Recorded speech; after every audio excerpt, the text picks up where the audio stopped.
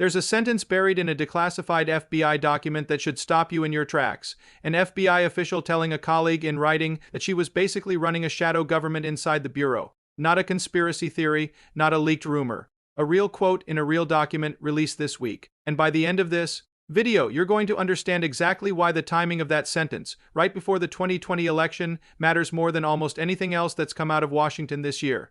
Let's set the scene. It's late September 2020, a little over a month before Election Day. Somewhere inside FBI headquarters, an intelligence report lands on a desk. It's called an IR, an Intelligence Information Report, and this particular one contains a tip about possible Chinese interference in the upcoming presidential race. That's about as high stakes as it gets, and according to newly declassified documents, the person overseeing the FBI's response to that tip was Nikki Flores, an official within the FBI Counterintelligence Division tasked with tracking foreign interference schemes. Her reaction to the tip wasn't to escalate it, it was to pull it. Here's where it gets interesting. Multiple outlets reporting on the declassified documents describe Flores supplying the report's serial number, discussing whether a revision had been issued, and saying the FBI was preparing a directive that would require every field office to route election-related reports through headquarters and through the Foreign Influence Task Force she was part of. Think about what that means in practice. Instead of individual field offices being able to act on intelligence about foreign election interference, everything had to funnel through one centralized office first, one choke point, and that choke point had already shown, in this exact case, that its first instinct was to pull a report back rather than push it forward. So why would anyone design a system like that? On paper, centralizing intelligence sounds responsible. In practice, when the office at the center of that funnel is also the office slow-walking the reports, it starts to look less like coordination and more like a bottleneck built to control what surfaces and what doesn't. That's the tension at the heart of this story, and it's exactly why these documents landed the way they did.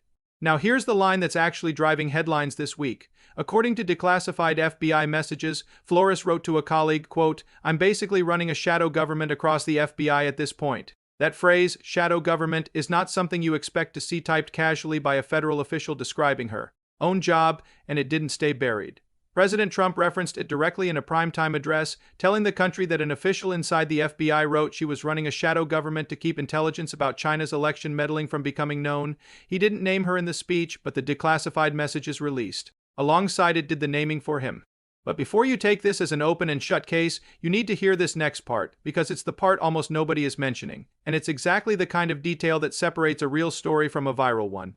At least one outlet that broke this story had to issue a formal correction. The correction states that a quote had been misattributed to Flores in the original document release, and the article was updated to accurately reflect the record. That doesn't mean the shadow government line is fake.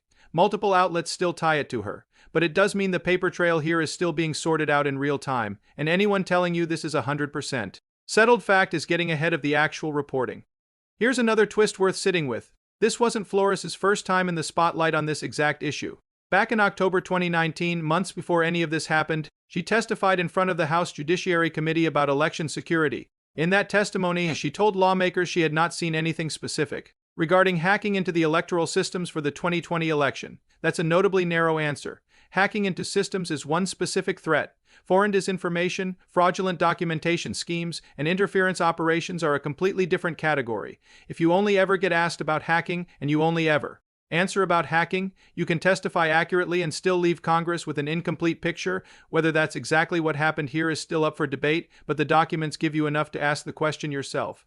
So what actually happened to that intelligence report about China? According to the declassified timeline, the FBI moved at one point toward republishing the tip, but that effort was overruled by Flores' task force, which suppressed the report a second time.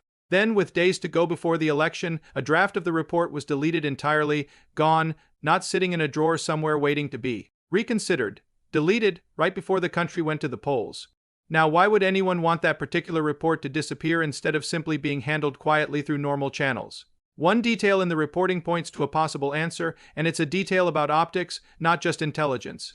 FBI Director Christopher Wray had already told the Senate under oath that the Bureau had not seen historically any coordinated national voter fraud effort by mail or otherwise, if a report surfaced afterward describing China manufacturing fraudulent documents tied to mail-in voting. That report would sit uncomfortably close to contradicting the director's own sworn testimony. That doesn't prove intent, but it gives you a motive that isn't just speculation, it's sitting right there in the documents.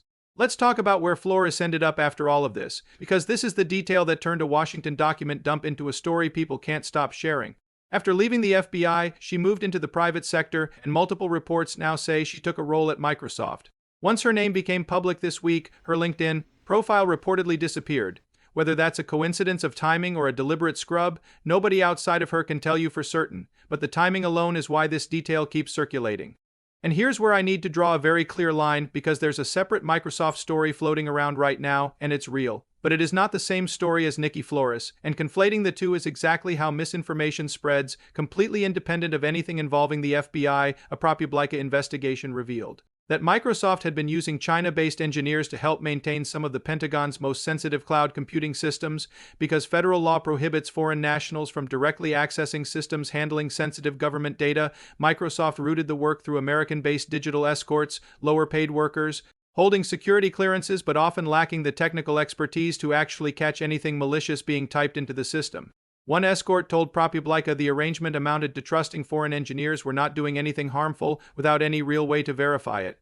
That story alone triggered a genuine national security response. Defense Secretary Pete Hegseth publicly stated that foreign engineers from any country, China included, should never be allowed to maintain or access Department of Defense systems, and said the Pentagon would look into it immediately. Within days, Microsoft announced it would stop using China-based engineers for sensitive defense cloud work altogether, and it didn't stop there. Months later, Congress folded a ban on China-based engineers accessing Pentagon cloud systems directly into a $900 billion defense policy law, permanently closing the loophole Microsoft had been operating under for close to a decade. So here's the honest version of the connection between these two stories, and it's still a striking one even without exaggeration. You have one former FBI official at the center of an election intelligence controversy who now works at Microsoft, and completely separately, you have Microsoft as a company caught in one of the most serious foreign access failures involving the Pentagon in years. Two different scandals, two different timelines, one shared employer. That overlap is worth noticing. It is not, based on anything currently documented, evidence that Flores herself had any role in the China engineer program. Being precise about that distinction is what keeps this story credible instead of turning it into something that falls apart the moment someone fact-checks it. Where does this leave us right now this week, in July of 2026? The documents are declassified. The shadow government quote is out there, attached to her name in most reporting, even with one outlet's correction hanging over exactly how it was sourced. Trump has said criminal investigations have been ordered into certain officials tied to this episode, though it hasn't been confirmed whether Flores herself is among them, and the broader Microsoft Pentagon access issue has already been legislated into a permanent fix, which tells you Congress, at least, considered it serious enough to act on with actual law rather than just outrage. If there's one thing worth taking away from all of this, it's not a slogan. It's a habit. Big document dumps like this one are genuinely important, and they deserve real attention. But they also travel fastest in their most simplified, most dramatic version, the version that skips the correction nobody wants to mention and merges two unrelated Microsoft stories into one because it sounds better together. The real story here is complicated enough to matter without needing to be exaggerated. A federal official writing that she was running a shadow government during an active presidential election is newsworthy on its own. You don't need to invent the rest to make it count. Follow where the documents actually lead and let the story be exactly as serious as it really is, no more, no less.